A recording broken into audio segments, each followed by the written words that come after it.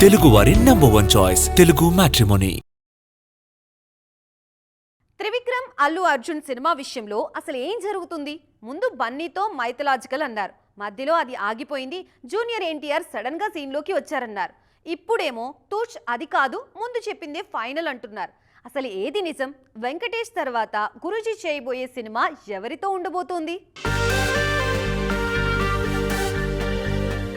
నువ్వు దేంతో మొదలయ్యావో అది నీతోనే ఉంటుంది అంటూ అత్తారింటికి దారేదిలో త్రివిక్రమే ఓ డైలాగ్ రాశారు కదా. ఇప్పుడు ఇదే ఆయనకు అప్లై అయ్యేలా ఉంది.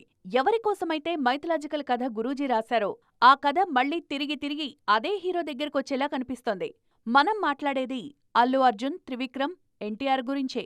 గుంటూరు కారం తర్వాత అల్లు అర్జున్ కోసం కార్తికేయ స్వామిపై ఓ కథ రాశారు త్రివిక్రమ్. అనౌన్స్మెంట్ వీడియో కూడా ఇచ్చారు. అంతలో ఏమైందో ఏమో తెలీదు, అట్లే సినిమాతో బిజీ అయ్యారు బన్నీ.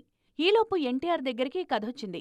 నిర్మాత నాగవంశీ సైతం తారక్ త్రివిక్రమ్ ప్రాజెక్ట్ కన్ఫర్మ్ చేశారు. పైగా కార్తికేయ స్వామి బుక్ కూడా చదివారు ఎన్టీఆర్. అంతా ఓకే.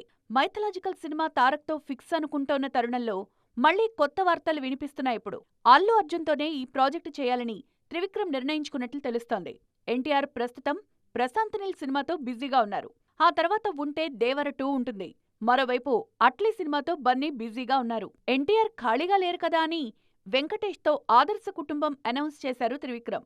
ఇప్పుడేమో అట్లీ తర్వాత అల్లు అర్జున్తోనే ఆ మైథలాజికల్ సినిమా ఉంటుందంటున్నారు. సంక్రాంతికి అనౌన్స్మెంట్ కూడా రాబోతోంది. కేవలం త్రివిక్రమ్ సినిమానే కాదు, మరో సినిమా కూడా ప్రకటించబోతున్నారు అల్లు అర్జున్. తెలుగువారి #1 చాయిస్ తెలుగు మ్యాట్రిమోనీ.